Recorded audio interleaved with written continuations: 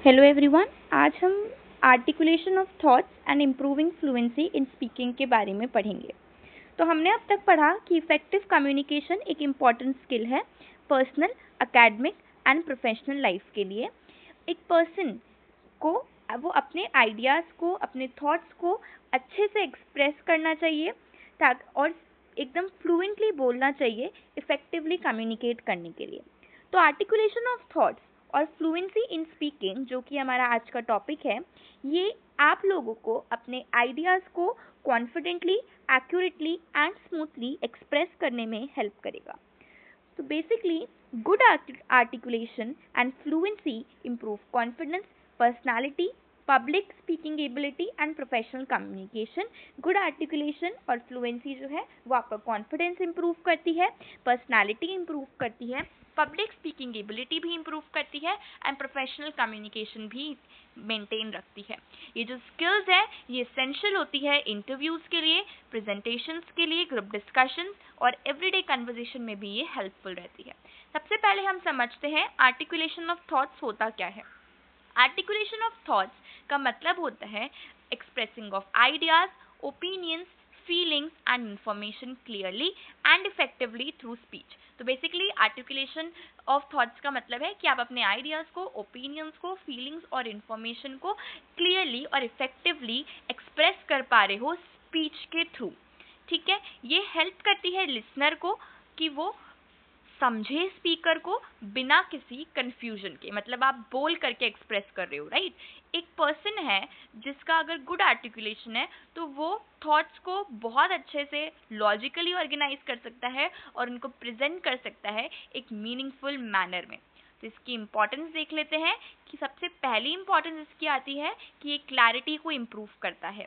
Clear articulation है अगर आपका, तो जो लिसनर है वो एग्जैक्ट मीनिंग समझेगा जो कि आप बताना चाह रहे हो, जो कि सेंडर बताना चाह रहा है। तो इसकी इम्पोर्टेंस यही है कि कंफ्यूजन को अवॉइड करता है, अंडरस्टैंडिंग को इम्प्रूव करता है और कम्युनिकेशन को इफेक्टिव बनाता है।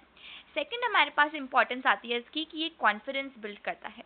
जब भी एक पर्सन अपने आइडियाज़ को, अपने थॉट्स को बहुत इजीली एक्सप्रेस कर लेता है तो कॉन्फिडेंस ऑटोमेटिकली इंक्रीज हो जाता है। तो इसकी इंपॉर्टेंस यही है कि ये हेसिटेशन रिड्यूस करता है, स्पीकिंग एबिलिटी को इम्प्रूव करता है और पॉजिटिव इंप्रेशन भी क्रिएट करता है।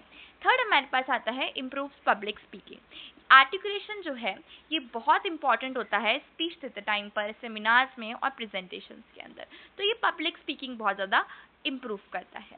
ये हमारी स्पीच को इफेक्टिव बनाता है, ऑडियंस एंगेजमेंट को भी इम्प्रूव करता है और एक प्रोफेशनल इमेज हमारी बनी रहती है। फोर्थ हमारे पास आता है ये प्रोफेशनल सक्सेस में भी हेल्प करता है। अगर हम वर्क प्लेसेस की बात करें तो अगर हम क्लियरली एक्सप्रेस कर रहे हैं आइडियाज़ को तो बहुत ज़्यादा वो नेसेसरी होता है हमारी टीम वर्क के लिए भी और हमारी खुद की लीडरशिप क्वालिटीज़ को इन्हांस करने के लिए भी। बेसिकली जो आर्टिकुलेशन है वो वर्क प्लेस कम्युनिकेशन को इम्प्रूव करता है, डिसीजन मेकिंग में हेल्प करता है और लीडरशिप क्वालिटी को इन्हांस करता है। अब इसके वेज क्या है, इतना सब कुछ करता है तो लेकिन हम आर्टिकुलेशन को इम्प्रूव करें कैसे। तो ways to improve articulation of thoughts है, तो वो सबसे पहला है ऑर्गेनाइज आइडियाज बिफोर स्पीकिंग। जो भी आपको बोलना है उन सब चीज़ों को ऑर्गेनाइज कर लो एक जगह बोलने से पहले। A person should think and arrange ideas properly before speaking. इसका बेनिफिट क्या होता है, एक लॉजिकल फ्लो मेंटेन रहता है और हमारी स्पीच जो है वो मीनिंगफुल बन जाती है।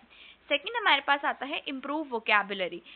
हम लोग न्यू वर्ड सीखें जो कि हमारे थॉट्स को और ज़्यादा इफेक्टिवली एक्सप्रेस कर पाए। That is what is meant by improving vocabulary.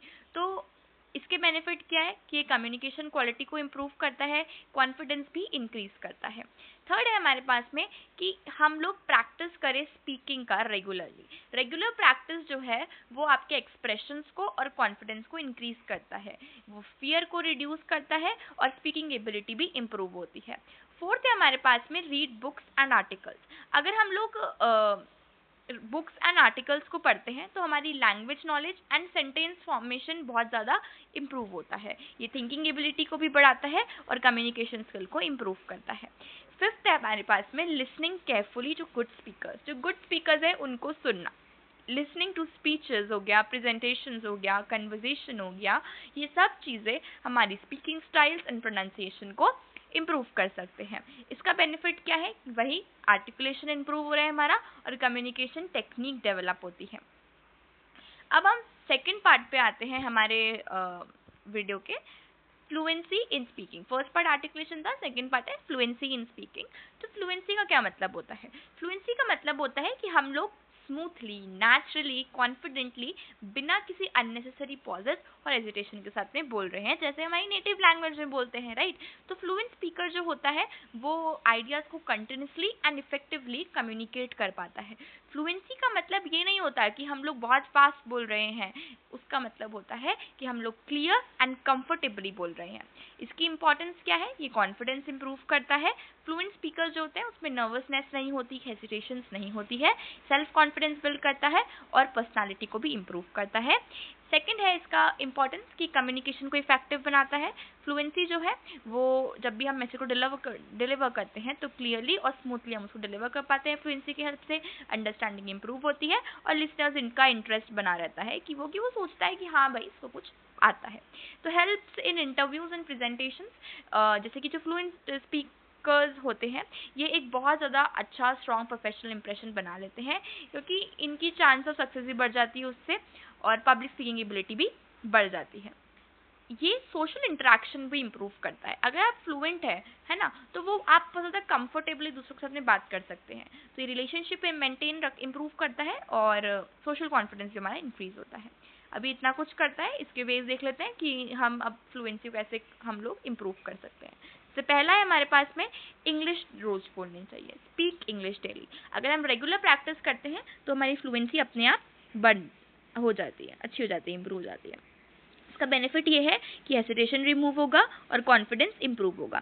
Second है थिंक इन इंग्लिश। भाई अगर आप लोग इंग्लिश में सोचोगे तो वो ट्रांसलेशन प्रॉब्लम्स जो है, जो कि स्पीकिंग के टाइम पे हमको बहुत ज़्यादा आती है बोलते टाइम पर, तो वो क्या होगी, वो कम हो जाएगी। तो ये इससे क्या होगा, इससे स्पीड ऑफ स्पीकिंग भी इंप्रूव होगी और स्पीच जो है वो नेचुरल लगेगी।